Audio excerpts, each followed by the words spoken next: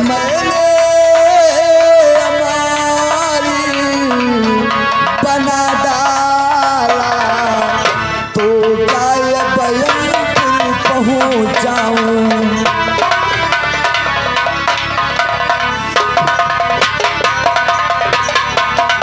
भद्राज बाणासुर जरा सोच और विचार कर, जब मैंने तुझे अपने वरदानों के द्वारा इतना बढ़ा दिया, इतना धनवान एवं बलवान बना दिया, अपने वरदान के द्वारा तुझे साक्षात मैंने अमर कर दिया, तो अब क्या मैं तुझे यमपुर को पहुंचाऊं? परंतु तू आज चुनौती भी देता है, तू जानता है किसको दे रहा है? अरे तू क्या ये संसार क्या बाणासुर कि तू क्या संसार अगर आए फिर भी बल तोल नहीं सकता, फिर भी बल तोल नहीं सकता। मुझ संहारक के तनी मुखो पंभा बोल नहीं सकता।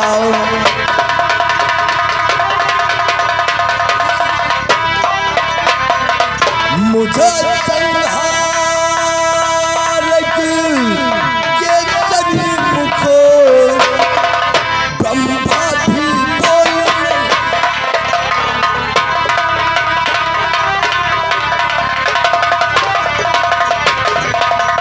भगवान मुझे विवश मत कर, अर्थात तेरा बात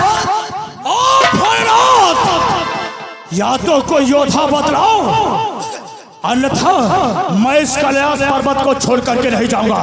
जब तक तुम कोई योद्धा नहीं बतलाओगे मैं नहीं जाऊंगा। तो नहीं। भक्त बाणासुर, तुझे हमने तेरी अखंड तपस्या पर प्रसन्न होकर के वरदान दिया है, और जब कोई भी भक्त हमारे वरदानों के द्वारा अजर अमर हो जाता है, वो हमारे पुत्र के समान होता है। तो इस पर मैं अपना प्रहार नहीं कर सकता, किंतु तू इस प्रकार से कैलाश पर्वत से नहीं जाएगा।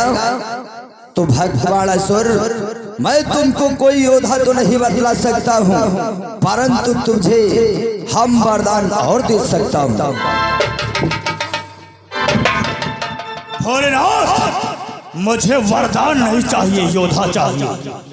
जैसे मेरे भुजाओं की खुजलाहट शांत हो, मेरा बल कम हो सके। भक्त बाणासुर, लो इस ध्वजा को संभाल। ये ध्वजा, ये तुच्छ ध्वजा मेरा क्या करेगा?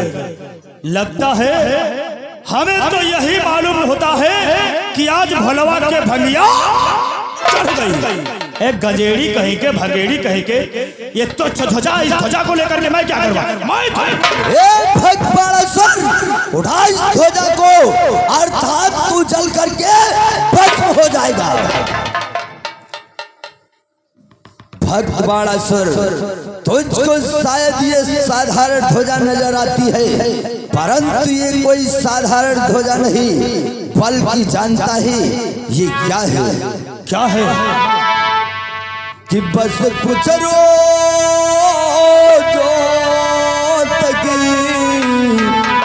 धीरज धर, यहाँ ध्वजा द्वार पर लटका कर।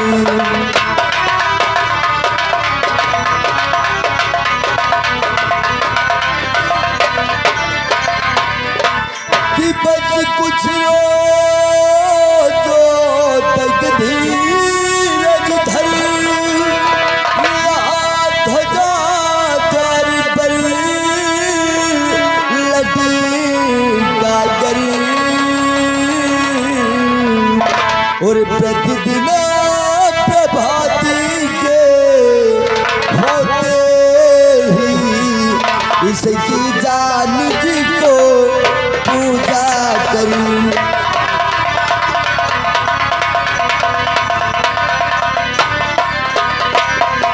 और प्रतिदिन प्रभाती के उठते ही इसे की जान को पूजा करी।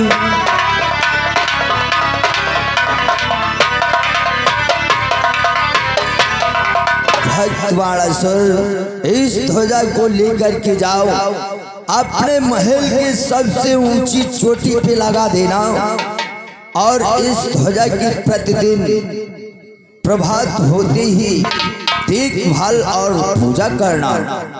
और जिस दिन ये ध्वजा नीचे को झुक जाएगी उस दिन जानते हो क्या होगा भक्तराज? होगा भोलेनाथ। और जिस दिन ध्वजा झुक जाएगी उस दिन वो जाती आएगी।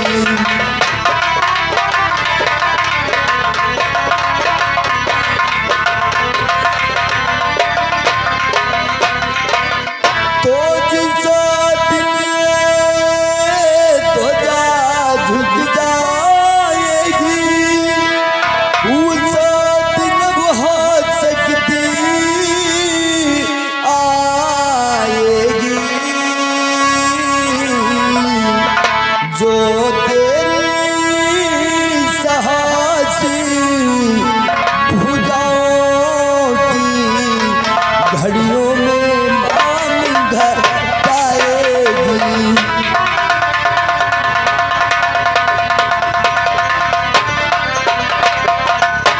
जो तेरी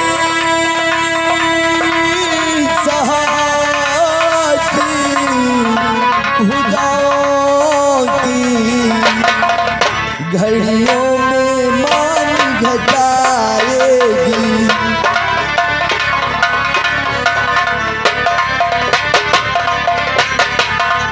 ये भक्त बाणासुर जिस दिन ये ध्वजा नीचे की तरफ झुक जाए उस दिन ये समझ लेना कि तुम्हें युद्ध करने वाला तुम्हारे समान बलवान योद्धा शक्ति उत्पन्न हो चुकी है। उस दिन आज की इन भुजाओं की खुजलाहट अवश्य ही कम होगी। लेकिन एक बात और मेरी बात सुनो भोलेनाथ। बोलो। यदि इस ध्वजा से कोई शक्ति उत्पन्न होती है हम उससे युद्ध करेंगे और यदि हम उससे पराजित होने लगे तो मैं आपका ध्यान धरूंगा। आप कैलाश पर्वत को छोड़ करके सीधी उस शक्ति से तुम्हें युद्ध करना होगा और हमें अच्छा सहायता करना होगा। भक्त बाणासुर अभी अभी तो सिर्फ आपके हाथों में हमने ये ध्वजा दी है, अभी उस शक्ति ने तो जन्म भी नहीं लिया है और उस शक्ति का नाम सुनते ही आप डरने लगे। नहीं भोलेनाथ, जो तुमने मुझे वचन दिया है उस वचनों को मैं याद दिला रहा हूँ भोलेनाथ। भक्तराज, हम जब किसी भक्त को वचन दे देते हैं तो वो अपने वचन का पालन अवश्य करते हैं। जिस समय आपका युद्ध किसी शक्ति से होगा, आप पराजित होने लगोगे, आप हमारा ध्यान धरोगे, हम स्वयं आकर के उस शक्ति से युद्ध करेंगे। तो ठीक है भोलेनाथ, मेरा प्रणाम स्वीकार। आयुष्मान कल्याण हो।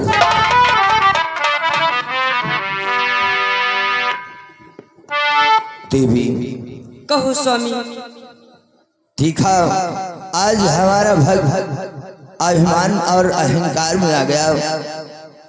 सत्य कहते उसने आज हमसे भी युद्ध की मांग की, परंतु आपको तो मालूम होना चाहिए देवी, कहो स्वामी।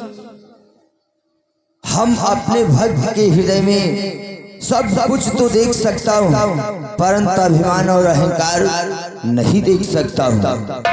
इसलिए जानती हो देवी, कहो स्वामी। और सुनो हुद्रिया मम बचन सुशीला,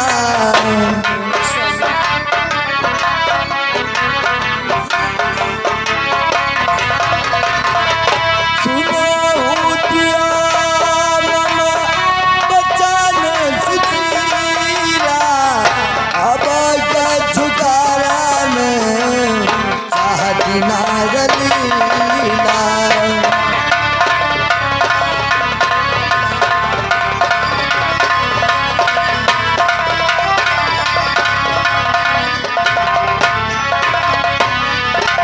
देवी चलो कैलाश पर्वत पर बैठकर अपने भक्त को अभिमान अहंकार में जो आज चूर है इसके लिए कोई ना कोई उपाय सोचते हैं। चलो स्वामी।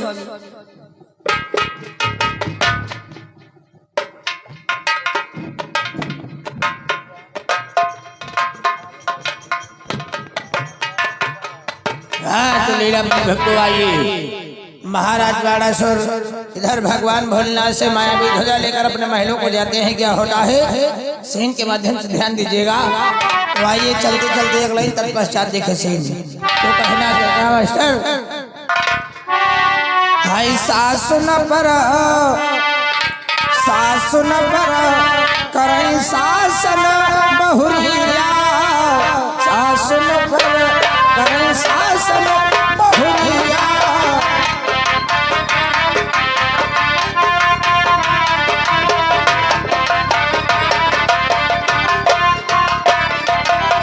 द्वारपाल महाराज की जय हो। जय हो द्वारपाल। महाराज ले ध्वजा पकड़। ये क्या भगवान भोलेनाथ ने ध्वजा दिया है, इसको क्या करना है? तुम्हें क्या करना है? जाओ हमारे महल।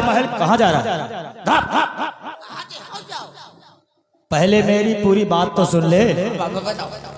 ये ध्वजा को ले जा सबसे महल जो हमारा महल है, सबसे जो ऊंची चोटी है उस पर से बांध देना और प्रतिदिन इसे प्रातः उठ करके देखना है।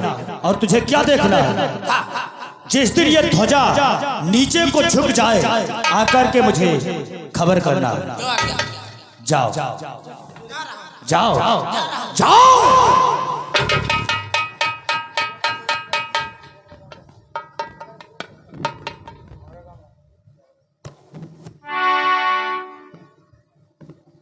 जय ध्वजा महारानी, तुमरे पाए लागे जल्दी खाले झुक्यो यो करयावा। जब ते भोलेनाथ वरदान पैसे है तब ते नजनी कतने राजन का माडरिस, नजनी कतने जंगली जानवर परास्त कर देश।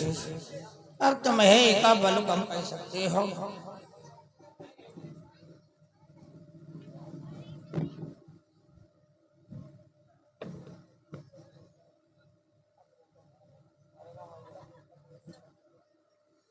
चलते हैं महाराज के दरबार को।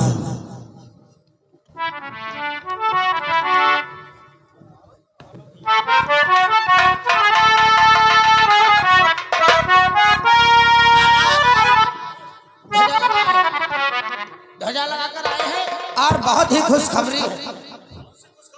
अभी अभी सूचना मिली है आपके महलों में एक सुंदर लकड़ी का जन्म हुआ। हाँ एक लड़की का जन्म हुआ है। हाँ हाँ हाँ लड़की का। द्वारपाल ये तो वाकई खुशी की बात है। बहुत खुशी की बात। घर में लक्ष्मी आई है। यही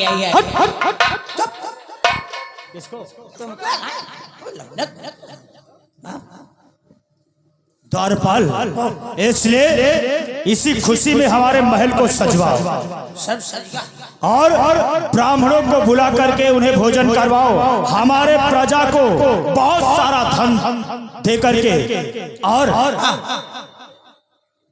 ढिंढोरे पिटवा दो कि महाराज के वहाँ एक कन्या का जन्म हुआ है, ताकि हमारी प्रजा आए और दान दक्षिणा ले जाए। अभी हम ढिंढोरा पिटवा देंगे कि महाराज के बिटिया भोज बात नहीं। अरे महारानी के गर्भ से एक लड़की का जन्म हुआ है। माना भवय महारानी, लेकिन कहा जाती है महाराज। अब सत्य कहे लोग कहेंगे कि महाराज की ही बिटिया है। कोई करे लड़का हो, कोई करे बिटिया हो, तब मेहरबान घरों कोई कहा कहीं फलाने की लड़का फलाने। सत्य कह रहा है द्वारपाल। और तुझे एक काम करना है। जा लाला पंडित पहले मेरी पूरी बात समझ लिया कर तब जाया कर। द्वारपाल लाला पंडित के पास चले जाओ और उन्हें शीघ्र ही दरबार में बुला लो। ऐसी बात इसी बहाने हम अपने पुत्री का नामकरण भी कर देंगे। हाँ ये बात सत्य है। क्यों? हम चाहते हैं जाओ लाला पंडित को बुला कर लेकर के आओ।